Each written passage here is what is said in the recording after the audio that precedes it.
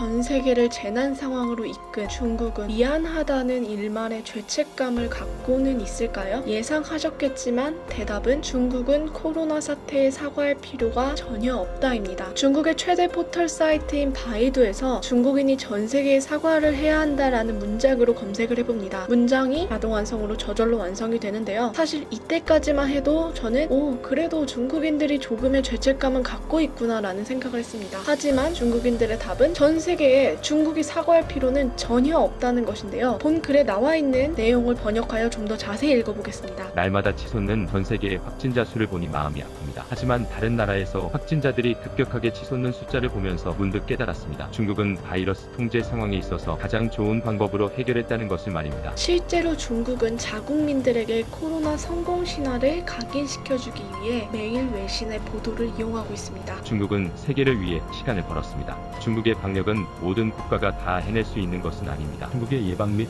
통제 조치를 권장합니다. 중국의 예방은 바이러스를 통제할 수 있습니다. 뿐만 아니라 중국인들의 코로나 인식 변화에 가장 큰 역할을 한 사람, 사스의 영웅이라 불리는 쫑난샨이라는 사람인데요. 그는 코로나 바이러스의 발원지가 중국이 아닐 수 있다. 중국인들이 코로나 바이러스에 대해서 그들 역시 피해자라고 생각하게 되는 시작점이 되었습니다. 이후에는 외국에서 중국인이라서 차별 대우를 받는 영상들이 대거 올라오게 됩니다. 우버택시는 중국인을 바이러스에 비유하며 태우지 않겠다는 글도 등장을 했고요. 뿐만 아니라 월스트리트저널이 중국인들이 아시아의 병자라고 표현한 것에 대해서 굉장한 불쾌감을 느끼고 있습니다. 이를 보고 중국 외교부 대변인 자오리제는 월스트리트 저널은 남을 욕할 기운은 있으면서 왜 사과할 용기는 없는가? 라며 강하게 비난했습니다. 중국 당국은 월스트리트 저널의 베이징 지국 기자를 추방하기도 했었는데요.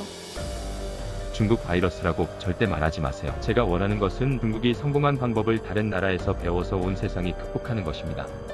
이뿐만이 아닙니다. 실제로 중국인들은 한국의 코로나 확산 상황을 보면서 숙제를 베끼는 것도 제대로 못 베끼냐? 라며 코로나 바이러스로 한바탕 홍역을 치는 중국이 어떻게 방역을 하면 되는지 한국에게 이미 알려줬지만 한국은 이조차도 하지 못해서 이렇게나 큰 사단을 만들었다면서 비판하기도 했었는데요. 물론 이런 몰상식한 조금의 염치도 없는 중국인들만 있나? 그것은 아닙니다. 한 간호사는 중국이 전 세계를 향해 사과를 해야 한다고 주장을 하기도 했었습니다. 那些曾经对我们友好的国家，如今因为我们承受了病毒的侵害，造成了它巨大的经济损失和人员伤亡，我们能不能有一点内疚之心，有一点负责任的态度？我们能不能对这些国家和人民真诚的一声道歉？自从武汉新冠肺炎疫情爆发起，已经席卷了世界很多国家，到今天为止，我没有看见中国政府或者是媒体表现出来一点点的内疚和担当。好吧，或者你觉得不是你故意传染给他们的，干嘛要内疚？为什么要道歉？没有问题。那么一点点的同情心和人性可以吧？起码别人的灾难不要幸灾乐祸可以吧？如果说别人的倒霉可以减轻你的痛苦，你是不是应该感谢你自身呢？猫神当然明白，这些抄作业话术的广泛传播，不过是近年来日月高涨的私德私信的侧面罢了。 이뿐만 아니라 중국의 유명 앵커 추멍황은 중국이 온화하고 겸손한 목소리로 전 세계를 향해 미안합니다.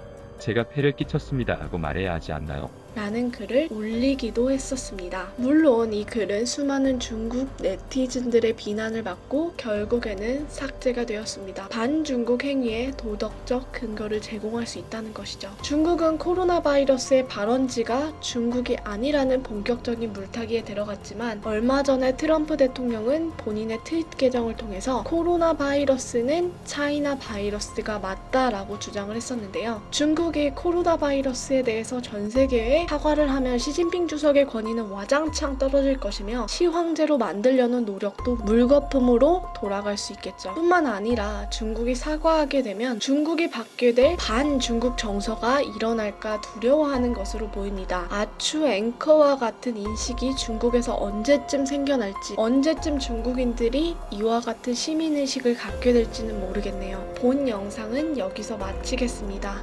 시청해주셔서 감사합니다.